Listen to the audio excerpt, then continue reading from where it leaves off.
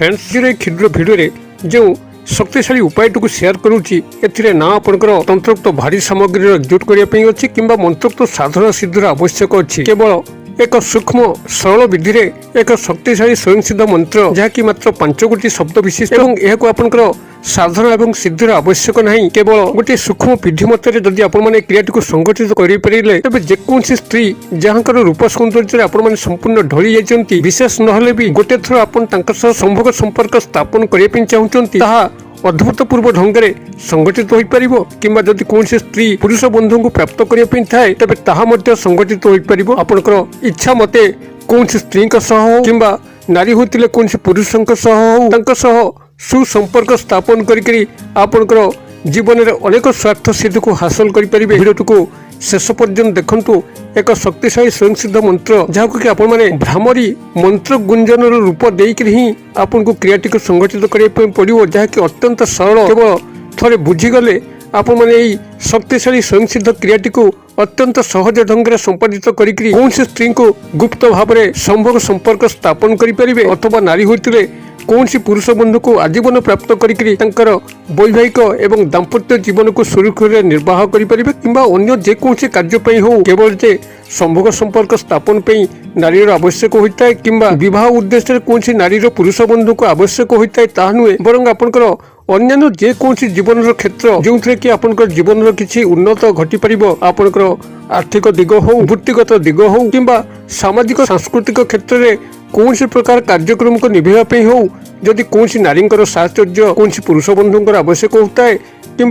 कौन पुरुष बंधुंकर साहचर्य कौन नारी आवश्यक होता है तेबे यही बुद्धि मते से ही पुरुष कि नारी को आपण मैंने हाथ मुठारे रखिक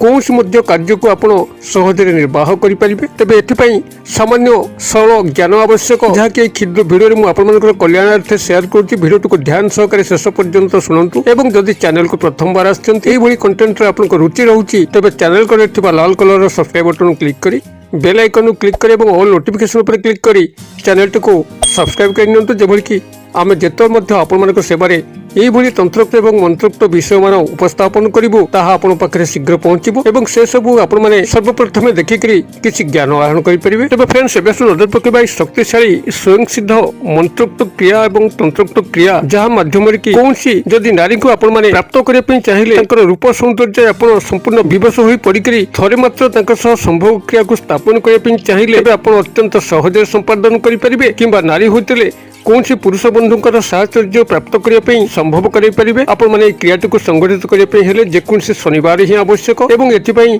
जहाँ न्यूनतम सामग्री यही गोटे ठेकी माठिया को संग्रह करेंगे जहाँकि कुंभार भाई मान पाखे मिल अत्यंत क्षुद्र माठिया 5 टंका 10 टंका विनिमय एक कला माठिया को आप संग्रह करेंगे कला ठेकी जहाँकि क्षुद्र माटी पलम बोली कहुए कला रंगर क्षुद्र माठिया बा क्षुद्र माटी सरा पलम अथवा जदि आप देशी भाषा कहते ठेकी यह प्रथम आपने कुंभार भाई मान पाखे मार्केट रू संग्रह करेंगे और गोटे क्षुद्र कला कपड़ा जहाँकि पूर्व कौन स्थान व्यवहार हो संग्रह करेंगे एवं एक भोजपत्र जहाँकि पूजा सामग्री दुकान में मिल आप संग्रह करेंगे ये समस्त सामग्री को आप एकजुट करने अति बेसी आपको 10 ରୁ 20 टंका आवश्यक हम एवं गोटे कला मार्कर पेन जहाँकि पुस्तक दुकान में मिल कौन स्थान लेखालेखी हो भाव में जिन को संगठित कर सारा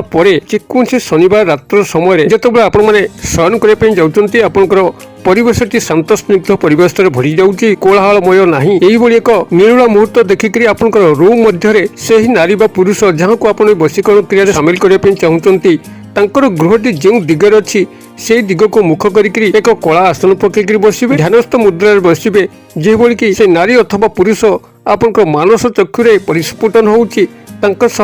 समस्त गुप्त संभोग संपर्क स्थापन हो कि अन्य जेकोसी कारण पे आपने करूँ से ही क्रियार संपूर्ण काल्पनिक चित्र आपंकर मानस मध्य को फुटी उठुची आपंकर अंतर्चक्षु को आसूची यही भाव में आपन गभीर भाव में 1 मिनिट 2 मिनिट पे चिंता करेंगे चिंता करने समय आपण सामने यही जिनस सब थी अर्थात यही कला ठेकेटी थी कला कपड़ाटी थी कला मार्कर पेन थी एवं यही भोजपत्रटी थी ये आपण सामने थी आपण मैंने क्रियाटी को यही भाव में संगठित करेंगे जितेबाला काल्पनिक चित्र आपण मानस मध्य सुस्पष्ट हम से ଆପଣ ଏ କଳା ମାର୍କର ପେନ୍ଟିକୁ ବାହାର କରି ତାଙ୍କର ଡାକ ନାମ ବା ଉପନାମ ଯାହା ଆପଣ ଜାଣିଛନ୍ତି ସେ ଭୋଜପତ୍ରରେ ଲେଖିବେ ଏବଂ ଲେଖି ସାରିଲା ପରେ ସେ ଭୋଜପତ୍ରଟିକୁ ସେ ମାଠିଆ ଭିତରେ ରଖିଦେବେ ଏବଂ ସେଇ କଳା କପଡ଼ା ଯାହାକି ଆପଣଙ୍କ ଠେକିଟିକୁ ଭଲ ଭାବରେ ବାନ୍ଧି ହେବ ତା ମୁହଁଟିକୁ ସେଇଭଳି ଭାବରେ ସେଇ ଠେକି ମଧ୍ୟ ରଖିଦେବେ। ରଖିକିରି ଆପଣ ନିଜର ମସ୍ତକ ପାଖରେ ଏହାକୁ ରଖିକିରି ତାଙ୍କରି ଧ୍ୟାନରେ ହିଁ ଶୟନ କରିବେ ଏବଂ ଶୟନ କରି ସାରିଲା ପରେ ଆପଣ ଯେତେବେଳେ ସକାଳ ନିଦ୍ରା ତ୍ୟାଗ ହେଉଛି ପ୍ରଥମ ଯେତେବେଳେ ଆପଣଙ୍କୁ ପରିଶ୍ରା ଲାଗୁଛି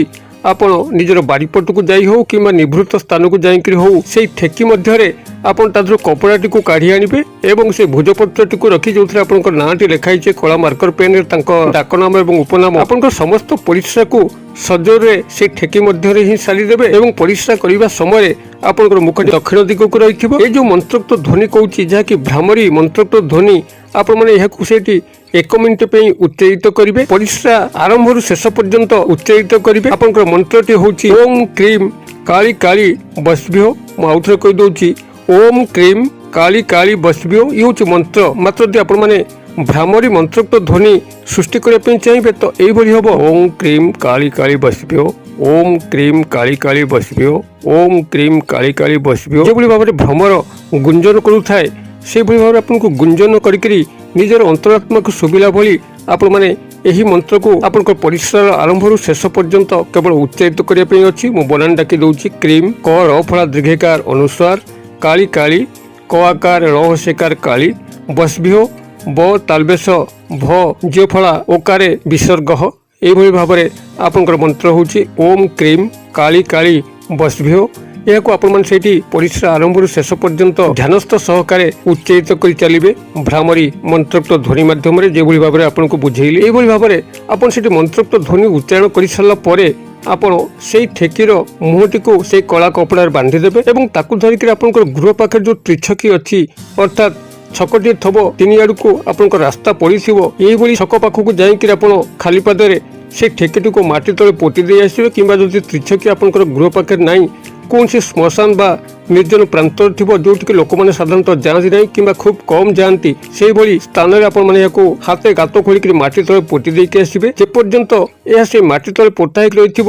ସେହି ନାରୀ ବା ପୁରୁଷ ଆପଣଙ୍କ ସହ ସମ୍ପର୍କିତ ହୋଇ ରହିଥିବେ ଆପଣ ଯେତେବେଳେ ମଧ୍ୟ ଚାହୁଁଥିବେ ସେ ସମ୍ପର୍କ ସ୍ଥାପନ କରିବା ପାଇଁ ବିରତ ହେବେ ନାହିଁ, ମନା କରିପାରିବେ ନାହିଁ ଏବଂ ଯେତେବେଳେ ଆପଣମାନେ ଚାହିଁବେ ଏହି କ୍ରିୟାରୁ ସେ ବାଦ୍ ଯାଆନ୍ତୁ ତାଙ୍କ ସହ ଆପଣଙ୍କର ସମ୍ପର୍କ ସ୍ଥାପନର ଆବଶ୍ୟକ ନାହିଁ, ସମସ୍ତ କ୍ରିୟାକଳାପ ତାଙ୍କଠାରୁ ଆପଣ ଆଦାୟ କରିସାରିଛନ୍ତି ତ ଆପଣ ଯେକୌଣସି ରବିବାର ଦିନ ସକାଳୁ ଯାଇକରି ସେହି ସ୍ଥାନରୁ ମାଟି ଖୋଳିକିରି ଠେକିଟିକୁ ବାହାର କରିଦେବେ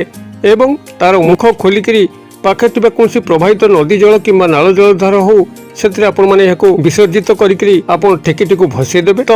ସେହି ନାରୀ ବା ପୁରୁଷ ଆପଣଙ୍କର ଏହି ତନ୍ତ୍ରୋକ୍ତ ମୋହନ କ୍ରିୟାରୁ ମୁକ୍ତ ହୋଇଯିବେ। ତାଙ୍କ ସହ ଆପଣଙ୍କର କୌଣସି ସମ୍ପର୍କ ସ୍ଥାପନର ପ୍ରଶ୍ନ ଉଠିବ ନାହିଁ। ଆପଣମାନେ କ୍ରିୟାଟିକୁ ଯଦି ଏଇଭଳି ଭାବରେ ସଂଗଠିତ କରିପାରିବେ କୌଣସି ନାରୀ ବା ପୁରୁଷଙ୍କୁ ଆପଣମାନେ ଅଚିରେ ପ୍ରାପ୍ତ କରିକିରି ତାଙ୍କ ସହ ସମସ୍ତ ସମ୍ପର୍କକୁ ବଜାୟ ରଖିପାରିବେ। ଯଦି ଭିଡ଼ିଓଟି ଭଲ ଲାଗିଥିବ ତେବେ ହୃଦୟ ନିଶ୍ଚିତ ଭାବରେ ଗୋଟେ ଲାଇକ୍ କରିଦେବେ, ସାଙ୍ଗସାଥୀ ମହଲରେ ଯଥେଷ୍ଟ ମାତ୍ରାରେ ସେୟାର କରିବେ ଯେଭଳିକି ଏହା ସମସ୍ତଙ୍କ ପାଖରେ ପହଞ୍ଚିଯିବ। ସମସ୍ତେ ଏଥିରୁ ଉପକୃତ ହେଲା ପରେ ଆପଣଙ୍କୁ ମାତା କାଳୀଙ୍କର ଅଶେଷ କୃପା ଲାଭ ହୋଇପାରିବ। ଭିଡ଼ିଓର କ୍ଷେତ୍ର ପରିସର ମଧ୍ୟରୁ ମୋତେ ଏଠି ବିଦାୟ ଦିଅନ୍ତୁ। ପୁଣି ଆପଣମାନଙ୍କ ସହ ଦେଖା ହେବ ଆଉ ଏଇଭଳି ଏକ ଶିକ୍ଷଣୀୟ ଭିଡ଼ିଓ।